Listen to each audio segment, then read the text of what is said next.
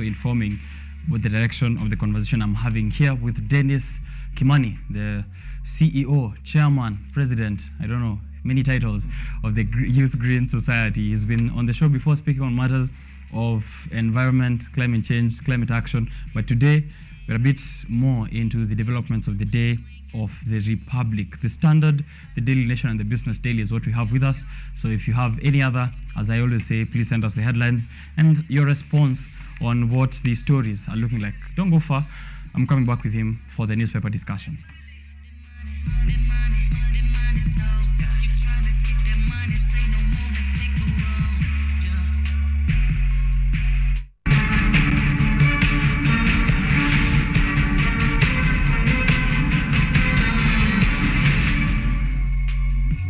All right. Certified Luo boy has tuned into the show here. I'm seeing on Twitter. Interesting name. Kilu254, amazing panel and conversations today, courtesy of Biashara Tuesday, led by Richard Okenya. Thank you very much for that feedback. I'm taking a look at my Twitter and also where we are streaming on YouTube, KUTV Kenya Live. T. Kerry also tuning in from J-Town, mji wa J-Town along Thika Road. Now, Ruto faces taxes rebellion among Mount Kenya MPs. That's the headline on the Standard and the Daily Nation. A fund for every president, and then loss of billions. The Business Daily, maybe Deno can get to tell us what is the headline on the Business Daily, Deno, as you also welcome you to the show. Thank you, Richard. The headlines for the Daily Nation, the Business Daily. The Business Daily, they are saying states eye telco profits in tighter dominance rules. Right. Yeah. Welcome to the show. Thank you, Richard. Right. Always a pleasure to be in KUTV. Introduce yourself to our first-time viewers, then we can get right into this discussion. Morning, everyone. My name is Kimani Dennis. I'm humbled to be here this morning as we talk about what's happening in Kenya and beyond. Right. Yes. President, CEO, Chairman. Yes, I'm the president, but let me call my name Chairman of Youth Green Society. All right. Yes. That's great. We'll get to any new updates from the Youth Green Society later. I don't know, of the headlines that you see here this morning, which one you feel has covered the most important story of the day for you? If you are the editor, I think for me, a fund for every president, then loss of billions is very important, or way more important as compared to what I see the Standard has prioritized. Here, Kenyans are facing so many issues, the cost of living, more tax measures, more funds being promised to common mwananchi, but there's that issue of graft which underlies each and every of this fund. And I think this is important that we see what the past audits have been saying and what kind of questions taxpayers should have, even as this cash is being dispensed by the government of the day. So a fund for every president, then loss of billions. That's the headline on the Daily Nation. Has to be my favorite headline this morning, with the three presidents' heads there, showing how much money each of them has been wasting or has wasted in the past on the various funds. We're going to get into the funds a bit later, but I don't know if you hold the same sentiment or you prefer the Standard. I prefer the Standard. We are talking about what is happening now. This the Daily Nation, I find it to be a scam because all funds are scam. Right. A few of the people benefit from them, not every Kenyan. Right. So I think the Standard got it right. Okay. Yeah. Ruto faces taxes rebellion among Mount Kenya MPs. That's the headline of the Standard that Deno is preferring this morning, but they're not showing any picture of the MPs or Ruto, just an image of Bola Tinubu, the current or the just sworn in Nigerian president, 16th Nigerian president. But we're going to get into that in a bit. Ruto faces taxes rebellion among Mount Kenya MPs. Let's start with your favorite headline. Do you think he's facing rebellion, really? Not really. As you see on page 4, we can see him holding a parliamentary group meeting. Obviously, this group meeting is not only for the UDA government, but you can see even the Jubilee and the Azimio team are also joining in this, supporting the finance bill. So the parliamentary was, let's say it was a national. Yes. Right. It was a national group meeting. Yes, it was Right. a national group meeting. Not really parliamentary. Azimio side is also looking to hold a parliamentary group meeting today, even as Yes. Raila Odinga's 6 days. What are they calling? 6-day ultimatum for the Kenya Kwanza side to address their major concerns. Yeah. But again, let's shelve that a bit. We'll get into Raila's stories a bit later. Tax dilemma for Ruto in Mount Kenya as MPs dither on push for support.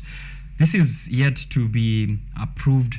What is your take? Do you think this is going to see the light of day? Come July, pay slips are going to suffer. Kenyans are going to face new tax measures. Do you think this is going to happen, or this talk of rebellion is actually going to see is going to fruition?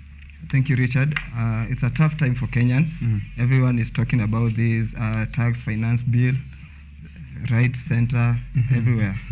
But for what I think is that the finance bill has come at the right time, because the government has to raise some money. In either way, they have to present a finance bill to the parliament so that they can be able to collect finances.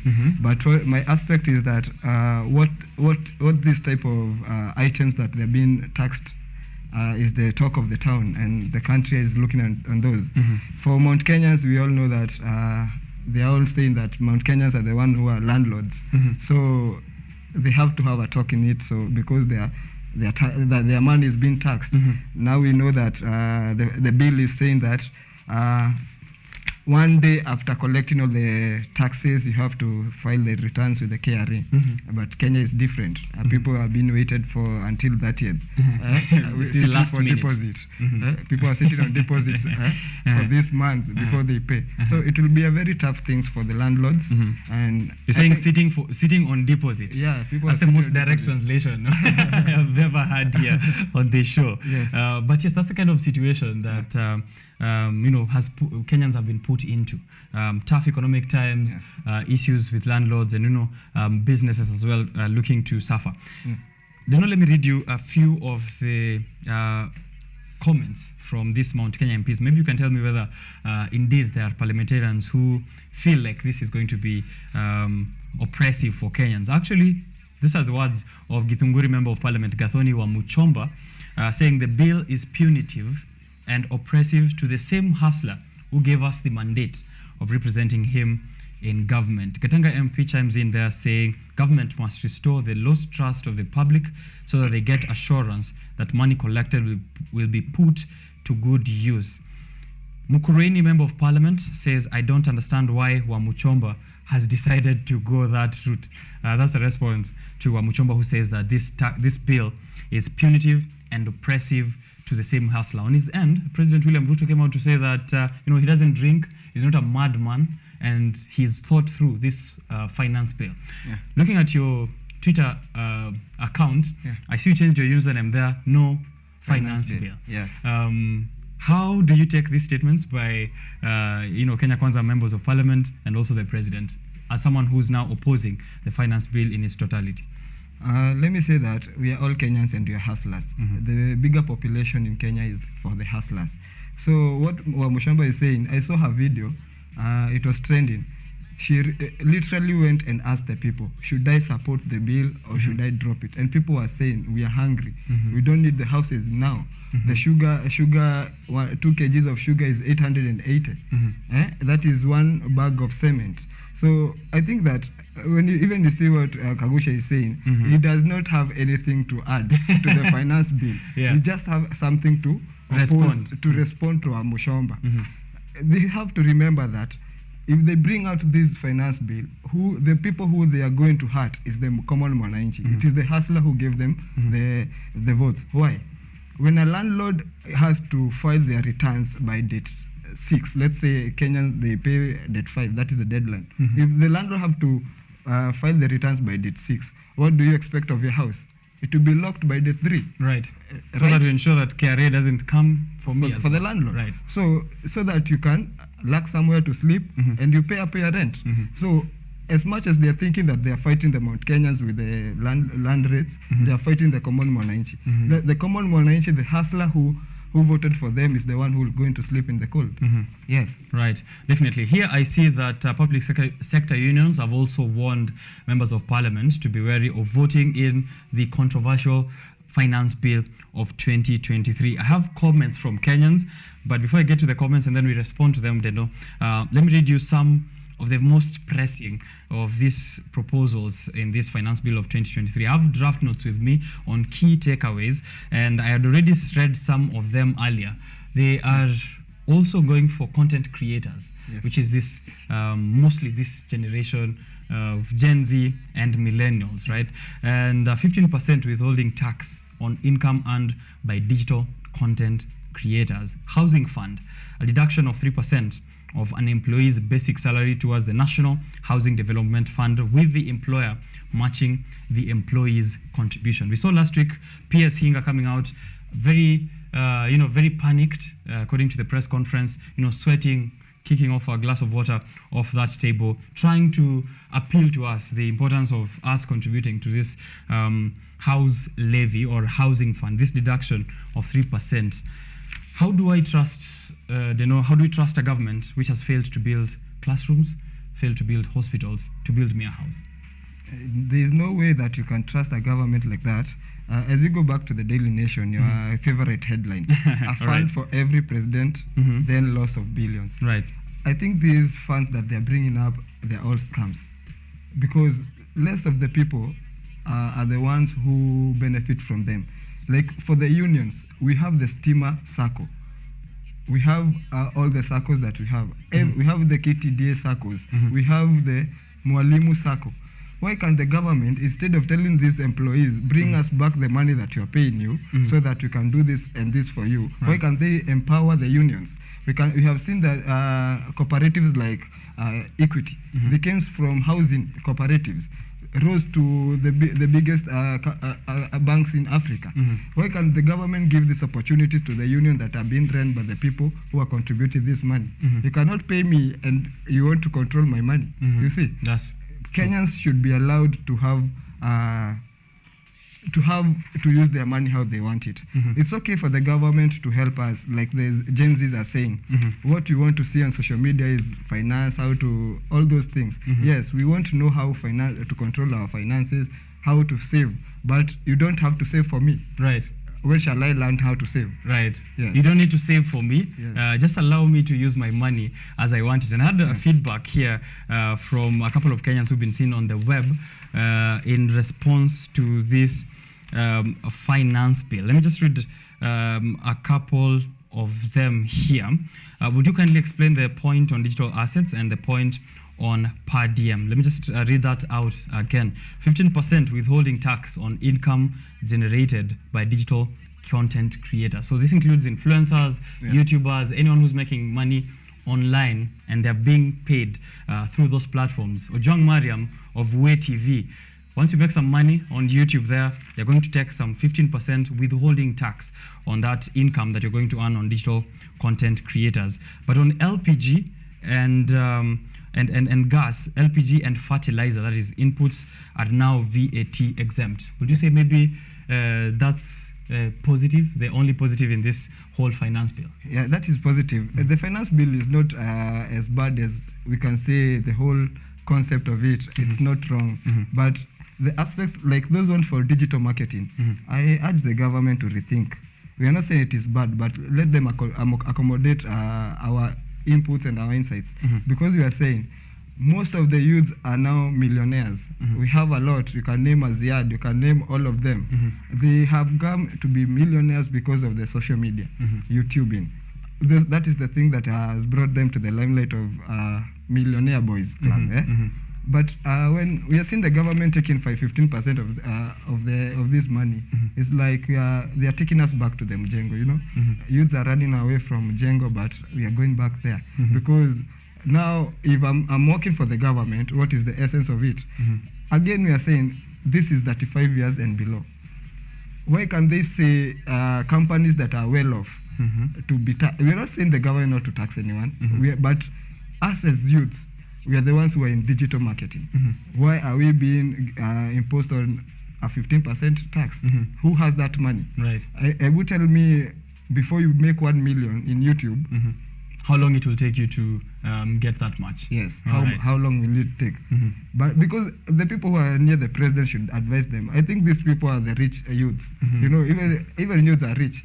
They're the rich youths who maybe they have tried YouTube, Twitter, they are still struggling or something, but they have seen a lot of people do it well, and now they are trying to cut them their money. Right. Because I'm against and will always be against the 15% digital tax. Right. I remember last year, KRA said they will be monitoring social media presence and activity of Kenyans to see ukipost kama uko Seychelles, kama uko unakula life vizuri pale Maldives, they want something from you. So maybe eventually now the government really thinks that we do have money. So for the guys who are flaunting on social media, please pay your taxes, yeah, so that we don't have this issue of 15% withholding tax. But getting back to the Daily Nation, the headline says before you go, I'm asking, what does Twitter have contribute to Kenya?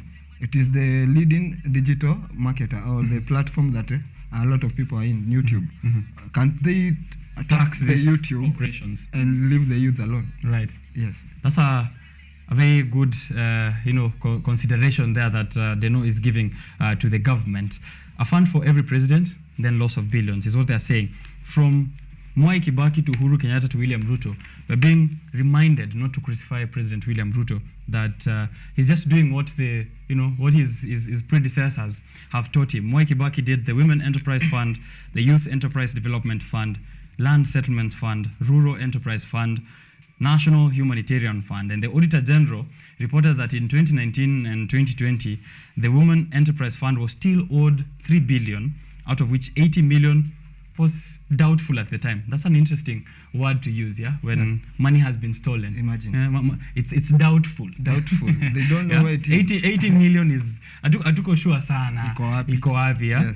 Yes. When you come to Uhuru Kenyatta, Uwezo Fund, National Government Affirmative Action Fund, by June 2021, more than 4 billion reportedly lent to the Uwezo Fund to groups of women, youth, and people with disabilities remained unpaid despite the expiration of the repayment period. So 3 billion for Mwai Kibaki, 4 billion for Uhuru Kenyatta, and now we come to the Hustler government of 9 billion, which is more than double of Mwai Kibaki and double of Uhuru Kenyatta, the amount the government injected into the Hustler Fund in the first 2 months. And now we have the Housing Fund, which has been said, mtalipa mpende msipende. Yeah. The fund for everyone, for every president, I will still stand with it. It's not bad to bring funds to support those people who cannot support themselves. But my problem will be how the continuity of these funds. Even we saw Mwai Kibaki brought the Women Enterprise Fund. Has it continued in the Uhuru Kenyatta regime? The Uwezo Fund, is it continuing in the William Ruto regime? The problem is the continuity of these funds. Is it to lure people to vote for you for the next time so that you bring them these funds? They are happy for only 5 years, 10 years, and then you switch them to another factory resetting, so that, like, let's say about the Hustler Fund, a lot of people are taking, because it came immediately after election. So people are feeling like this is a gift for me voting for William Ruto. Another one was feeling like this is a gift for all Kenyans, and you can choose not to pay because a lot of people have not paid. What is the recovery method that the government put in place to recover this money? Right. When you see 9 billion amount of the money our president has proposed, it is almost doubling a 10-year program for the predecessor. That is the Uwezo Fund. Isn't this the same fund in a different name? Given that Uwezo Fund is for the youth, women, and sort of the people with disabilities across the country, and the Hustler Fund is for the youth who are the most disadvantaged economically, the women who are the mama mbogas that are often mentioned, maybe people with disability as well. These are the same funds which are maybe metamorphosizing. Yeah, they might be the same funds, but different sources of money, because now you find that the people who sponsored the Wezo Fund are not the same people who sponsored the Hustler Fund, because are the friends of the president. All right. Yes. Okay. That is what is happening on page 4 and 5 of the Daily Nation. A fund for every president, then loss of billions. You can get to read much more of that as well. Maybe if we still stick with the Daily Nation here, on the right, there's the Nigerian president, Bola Tinubu, who took oath of office during his inauguration ceremony at the Eagle Square in Abuja yesterday. The 71-year-old who takes over from Muhammadu Buhari, right?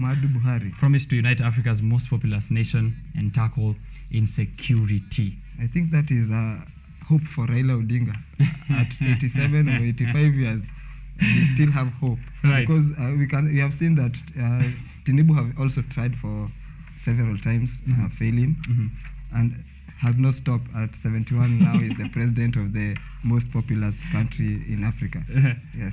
Right. So that's a sign to Raila Odinga that things can look good in the future. But what do you make of this age of African leaders? Because if you take a look at across most African countries, we have crossed the 70-year mark in most of the 15 republics, right?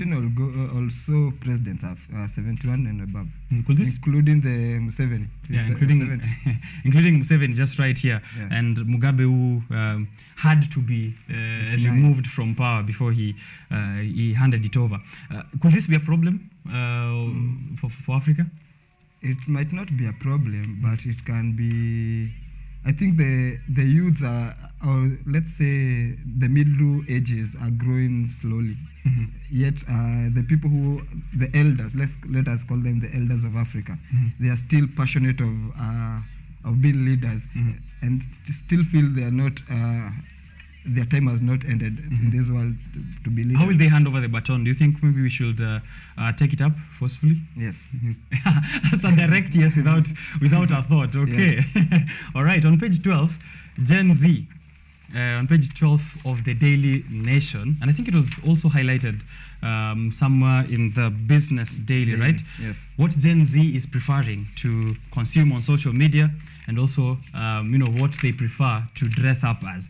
In the Business Daily, they're saying Gen Zs and millennials prefer news outlets to cover social, economic issues and publish content that reflects changes in the Kenyan society. So what they generally want to see is how to make money, how to achieve financial independence, and how to save money. As I think you did mention that earlier on when we were beginning the conversation. Yeah, the Jay-Zs, most of them now are working citizens, from the millennials to the Jay-Zs, because these are people who are 18 years and above. They are people who are either in school or they have finished, they are starting their careers. So we find them, they're in a pay slip somehow, or they're getting money through this digital marketing or something. The problem comes in how to use this money.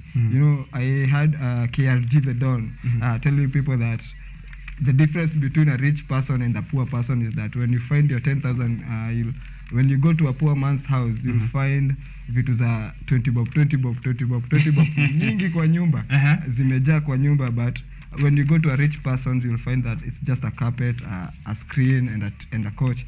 Very minimalistic setups. Spending, you see. So I think the Gen Zs should be taught how to stay with the money in the pocket. Okay. Yes. Right.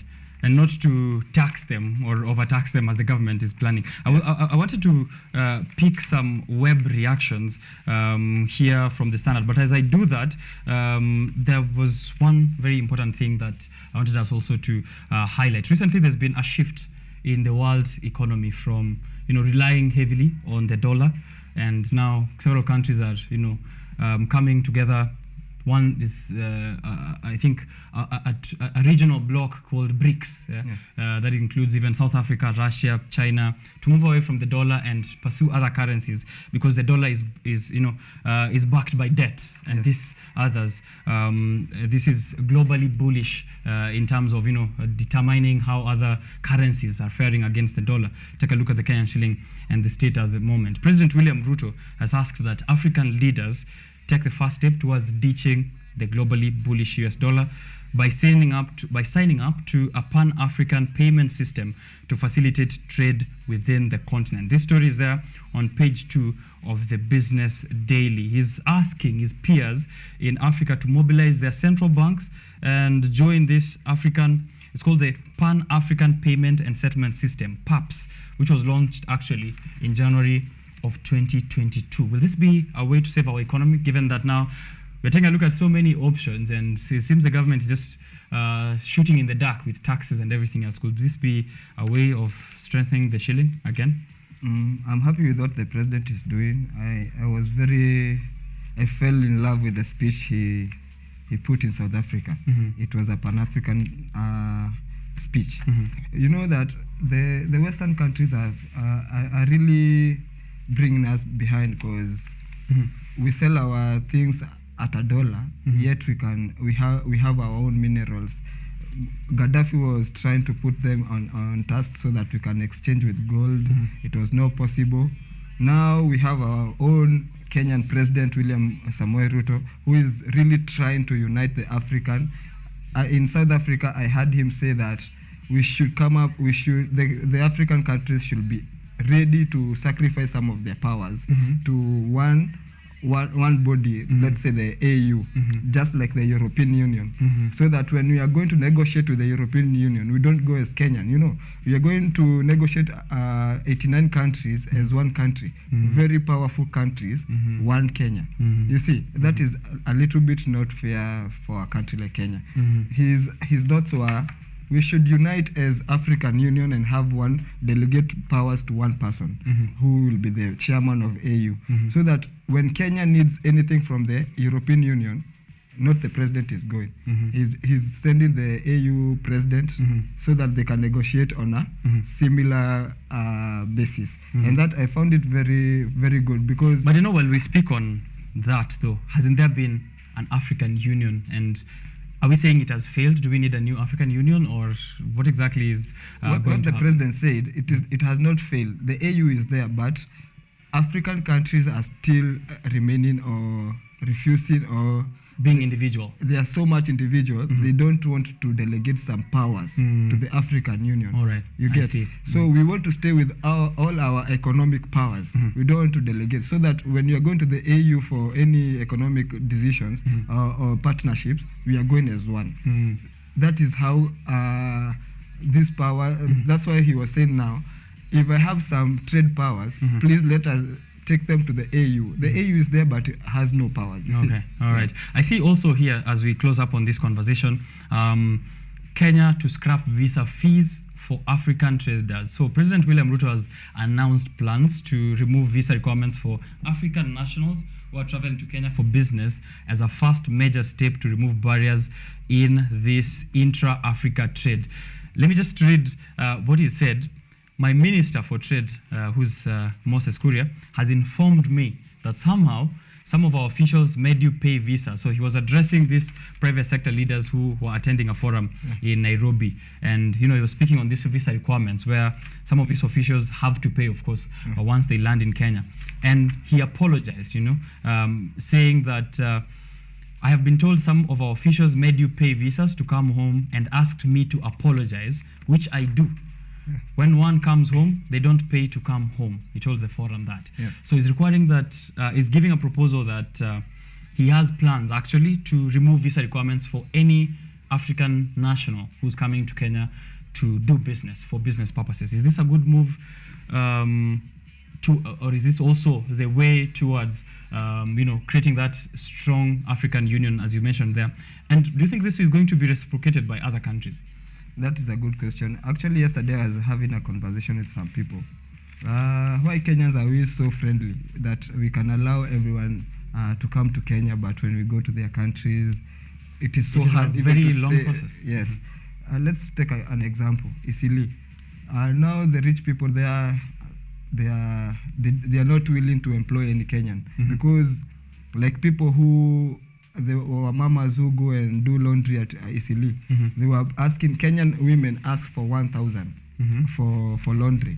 But now Ugandans, Burundi, these people asking as less as 300 shillings. You see, as far as we are bringing people into Kenya, let them come, but should not reduce the prices of commodities or even the services that Kenyans give, because a lot of people are going for cheap labor from these people who are coming to Kenya, and Kenyans remain without jobs, jobless. Okay. So for the visa is okay. Even I had Dangote, I was telling you before we start the show, Dangote was saying that it is okay for Europeans and the whites to come to Kenya and have a visa on arrival. Right. But it is not okay for African to come to your country without a visa. Is it? It's sort of reverse racism. It's black against black. Black against black. So I think the AU, as the president was saying, they have a lot of things to do to streamline and to bring it together. We have to do something. There's a lot to be done there. Yes. And a lot is also to be done home if we're talking about traveling. A passport printer has broken down again at Nyayo House. This is after one of the printers already broke down and it took more than 2 months to repair it. So if you're planning to travel and are waiting for a passport, you might be waiting a bit longer. Printer. I don't think I have a comment. 300,000, the backlog of passports which is awaiting printing. And this is a republic that is allocating 9 billion to Hustler Fund and other, activities. But we can't afford a printer. They know. We can afford a printer, but I think it is lenient and ignorance, because before it breaks down, it has already sent signs. One when they are printing the passport, maybe one stopped on the way, or it printed back. How is this national news? A printer breaking down at Nyayo. So I thought that's something it breaks and get fixed the next day. So, Kenyans are traveling day in, day out. People are, even now JKI is full. People want to go out of the country. So this is a national... People want to go away from the country. Yes. So that is not a good sign for the... What do we call this? For the embassies, even for the Nyayo. Or are they trying to limit the amount of Kenyans who are living the dire situation in the Republic? But they're going to look for... greener pastures. Yeah. All right. Just let's close it up there. Maybe if you have one story that I've forgotten, but just to close up that as I hand it over to you, there's Kisangani Nasimiyu, who's a resident of Tongaren. You can read it in page 17, an opinion piece there saying, "Let us hold demos every single day. It is the only option we have and the language the government truly understands." Any response to that, Dino? Not anymore, because we are seeing we have a government that will just tell you go to the roads if you want. But now that the bipartisan talks have brought to a halt, it has been a push and pull. Kenya Kwanza is bringing Kenan, who is a Jubilee, into the bipartisan. It is stopping again. They are not talking now. They are saying the committees, the council that was put in place for the bipartisan, they are not coming into negotiation. So let Kenyans expect maandamano to be back. All right. Yeah. Deep State Mkenya halisi anasema hivi on the housing fund levy. The government is proposing that if you don't want to be built a house, this is going to be your savings. We'll return them to you after 7 years, but we're going to tax it, but you're going to get back your savings. So Deep State Mkenya mhalisi anauliza, you are helping me save what money? That is a question from a Kenyan. You're helping him save, but what money is it that you want him to save? The problem with the PS for Hinga is not clear with Kenyans. How can a housing fund turn into a savings plan?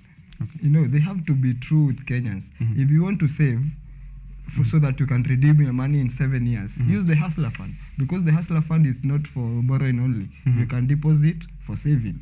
So let us be straight with Kenyans. If it is that's what I'm telling you. They want us to save in every fund. In every fund they want us to save, and this money we don't know how we can access it. We access it, or even that's why it will turn out to be a scam. Because how can we account for this money? What has been done? Because let's be business people. It's on a business Tuesday here at KUTV. If you put 30 million into a government account, will that money stay there? No, it won't. It won't. It will do an investment. this investment that will be done, how will Kenya benefit? Those are the things that those are the pertinent questions that need to be asked. They need to be answered by the government. We have saved. I have saved, let's say, 100,000 for myself. Am I getting any interest? Because I have given you money. I could have taken that money elsewhere. I could have put a small shop that I get 5 shillings or so. But I've decided to give you my money. So, hakuna chaburi. If I give you some money, I expect some interest for that money, because obviously you are going to invest. Right. The government is tired of trying to tax us. They now want to direct how we use our money. Yes. That's quite unfortunate. Last word, Deno, here on the back of the Business Daily. And if there's any story I have left out, you can. We have left out the story on the DGs, devolution. The deputy governors who deputy are being, governors. Right. Is devolution failing now, as we are seeing so many cases? Politics in counties, medical interns have not been paid for 5 months now, and healthcare was devolved. I think the County Government Act and the Constitution of Kenya was very clear when it came up with the devolution and provision of the county governments. Actually, the previous regime had a lot of problem because it was dispensing things that they didn't know what was going on, because we are coming straight from the 2010 constitution, direct to the election 2013, and so people were divided. How is devolution going to work? That's why we saw a lot of leaders running to senatorial. They didn't know the money was with the governor. That's right. Right. So I think the devolution is a little bit going down, because in the previous government we saw that we had a ministry on devolution. Now we are seeing they are trying also to bring back health into the national national government. We are seeing the DPs, the DGs and the governors, they are loggerheads. Why? Because in the constitution says that the DG is just someone who will be there when the governor is not there. You see, so they have no role really. They have no role. It is they do what the governor tells them to do. They have no stipulated laws that this is what a DG should be doing. This is what will be done. Actually, even it reflects to the deputy president as well. I even find it so hard that even his simple funds were taken to the chief cabinet secretary, Musalia Mudavadi, because a deputy president is just a helper of the president. You are there when the president is not there. So I think going forward, the parliament has a lot of things to do. Right. Okay. So that's it. I saw a video of a high school student in a debate somewhere speaking of devolution. And the last statement was, there's hell in hello and there's devil in devolution. So that's something to think about as we close up this newspaper review section with Dennis Kimwani, the chairman, president of Youth Green Society. Last word from you here, Bwana Dennis. Last word is, as we continue. With here at the back of the Business Daily as well. Museveni signs anti-LGBTQ law amid global outcry. Right. And on the right there's also a quote that we'd like to close up with. To have a right to do a thing is not at all the same as to be right in doing it.